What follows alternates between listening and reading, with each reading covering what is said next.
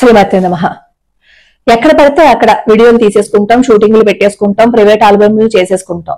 మన ధర్మం మీద మనమే బురద జల్లేసుకుంటాం, మన ధర్మం గురించి మనమే అసహ్యంగా మాట్లాడుకుంటాం. అది హిందువులకి వెన్నతో పెట్టిన విద్యగా మారిపోయింది. మొన్న తిరుమలలో కూడా మాడవీధుల్లో ఈ రీల్స్ తీసేవాళ్ళు వీడియో షూటింగ్స్ అవి తీసుకుని ఆ వీడియోస్ ని పోస్ట్ చేశారు. ఆ తర్వాత తిట్టింది దేవస్థానం, తిట్టిన తర్వాత ఆ వీడియోస్ ని తీసేశారు. అలా ప్రతి దేవాలయాల్లోనూ చాలా మంది ఏం చేస్తున్నారంటే ఈ మధ్య కాలంలో వీడియో షూట్లు తీయటము, అలాగే అక్కడ అర్చకులకు తెలియకుండా ఆ గర్భాలయంలో ఉన్న స్వామివారిని వీడియోలు తీసేయటము, ఆ వీడియోని తీసుకొచ్చేసి పోస్ట్ చేయటము. పోస్ట్ చేసేటప్పుడు కూడా చెప్తారు అక్కడ ఆలయంలో అర్చకులేమో తీయొద్దన్నారు, కానీ మీకు చూపించడం కోసం నేను దొంగతనంగా తీశానని. అది ఎంత తప్పది. తీయద్దు అంటే తీయకూడదు అంతే. అలాగే మొన్న యాదగిరి గుట్ట ఆ స్వామివారి ఆలయంలో కూడా ఒక ఎమ్మెల్యే ఎవరో వీడియో తీశారట, ప్రోమో షూట్ చేసుకున్నారట. ఆ తర్వాత అధికారులు ఏదో మందలిస్తే మాకు తెలియదు, మమ్మల్ని క్షమించండి అని చెప్పారట.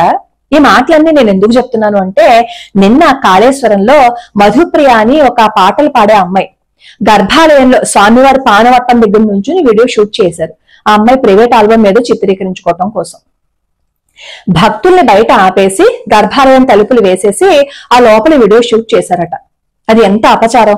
అసలు గర్భాలయంలోకి అమ్మాయి ఎలా వెళ్ళింది, అసలు గర్భాలయంలోకి ఆడపిల్లల్ని లోపలికి ఎలా పంపించారు, ఆ ఆలయంలోకి అనుమతి ఉందా, అసలు వీడియో షూట్ చేసుకోవటం కోసం అధికారులు ఎందుకు అనుమతి ఇచ్చారు, అలా అనుమతి ఇచ్చారు అంటే అక్కడ అర్చకులకి వాళ్ళకి తెలుసా, ఆగమ శాస్త్రం ఈ నియమాలన్నీ ఒప్పుకుంటున్నాయా, ఎందుకు అలా చేస్తున్నారో అర్థం కాలేదు. పానవట్టానికి దగ్గరగా మరి నుంచుని అమ్మాయి వీడియో షూట్ చేసింది. అంత దగ్గరగా వీడియో షూట్ చేసింది అంటే ఆ పానవట్టాన్ని మనం ముట్టుకోవచ్చా? అలాంటి నియమాలు ఆ దేవాలయంలో ఉన్నాయా? కానీ నాకు తెలిసింది ఏంటంటే అక్కడ ఫోటో షూట్స్ చేయకూడదని, రికార్డింగ్స్ అవి చేయకూడదని చెప్పి ఉందిట. నాకు కూడా చాలా మంది మెయిల్స్ పెట్టారు, అందుకే నేను ఈ మాట అడుగుతున్నాను. గర్భాలయంలోకి వెళ్ళాలంటే అసలు భోజనం చేస్తే లోపలికి వెళ్ళనివ్వరు కదా. అలాంటిది నిన్న సాయంత్రం వీడియో షూటింగ్ తీసుకునే వాళ్ళందరూ గర్భాలయంలో ఉండి వీడియో షూట్ ఎలా తీస్తారు? అసలు అది స్వయంభూ క్షేత్రం కదా, దాని పవిత్రతను కాపాడాల్సిన బాధ్యత మన మీద ఉంది కదా. ఒకవేళ షూటింగ్ తీసుకోవాలని అనుకుంటే పక్కన ఏదో సెట్ వేసుకుని దాని దగ్గర షూట్ చేసుకోవాలి. గర్భాలయంలో దేవుడు ఎదురుగుండా నుంచి పాట పాడితే గానీ దేవుడు మనకు వరమివ్వడా? అసలు మన పవిత్రతను మనమే పాడు చేసేసుకుంటున్నాం కదా. ఆ కాళేశ్వర స్వామివారి క్షేత్ర మహాత్మ్యం ఏంటో తెలుసా? పరమేశ్వరుని అందరూ స్మరిస్తూ ఉంటే స్మరించిన ప్రతి వాళ్ళకి మోక్షాన్ని ప్రసాదిస్తూ ఉండేవాట పరమేశ్వరుడు. అలా మోక్షాన్ని ప్రసాదిస్తూ ఉంటే నరకలోకం ఖాళీగా ఉండి యమధర్మరాజు పరమేశ్వరుడు కోసం తపస్సు చేసి పరమేశ్వరుడు ప్రత్యక్షమయ్యాక, ఏంటయ్యా స్వామి అందరికీ మోక్షాన్ని ఇచ్చేస్తున్నావు, నేను చేసే పని ఆగిపోతోంది, ఇక్కడ నరకంలో ఎవడు లేడు అని చెప్పి అడిగట. అప్పుడు పరమేశ్వరుడు వరం ఇచ్చారు, నేను దక్షిణ కాశీగా ప్రసిద్ధి చెందుతుంది ముక్తేశ్వర క్షేత్రం, అక్కడ వెలుస్తాను, నువ్వు కూడా నాతో పాటు అక్కడికి రా అని చెప్పి అన్నారట. అప్పుడు ఒకే పానవట్టం మీద ఈ ముక్తేశ్వర స్వామివారి క్షేత్రంలో యమలింగము అంటే ఈ యముడు అనమాట కాళేశ్వరుడు గాను, పరమేశ్వరుడేమో ముక్తేశ్వర స్వామి వారిగా ఒకే పానవట్టం మీద వెలిశారు. ఇక్కడ ఇంకో అద్భుతం ఏంటో తెలుసా? ఈ ముక్తేశ్వర స్వామి వారి లింగానికి పైన 2 రంధ్రాలు ఉంటాయి. ఒక రంధ్రంలో నీళ్లు పోస్తే గోదావరి నదిలో కలుస్తాయట. ఇప్పటి వరకు ఆ రహస్యాన్ని ఎవరు ఛేదించలేకపోయారు.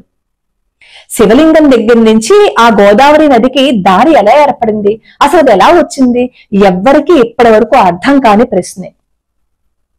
అందులోను అది త్రిలింగ క్షేత్రము, అలాగే త్రివేణి సంగమ స్థలం కూడా.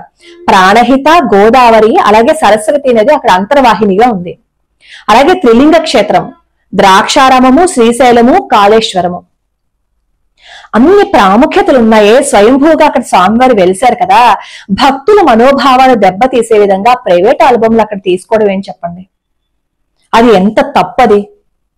మన కోసం, మన వ్యూస్ కోసం, మన గొప్పతనం చూపించుకోవటం కోసం అలా లోపలికి వెళ్లి వీడియోస్ తీయచ్చా? ఒకవేళ అలా ఎవరైనా సరే షూటింగ్ తీసుకుంటామో ఈ పాటల కోసం అంటే ఆ అధికారులు ఎందుకు అనుమతి ఇచ్చారు? అలా అనుమతిస్తే మన పవిత్రతని మనమే పాడు చేసేసుకున్నట్లు కదా.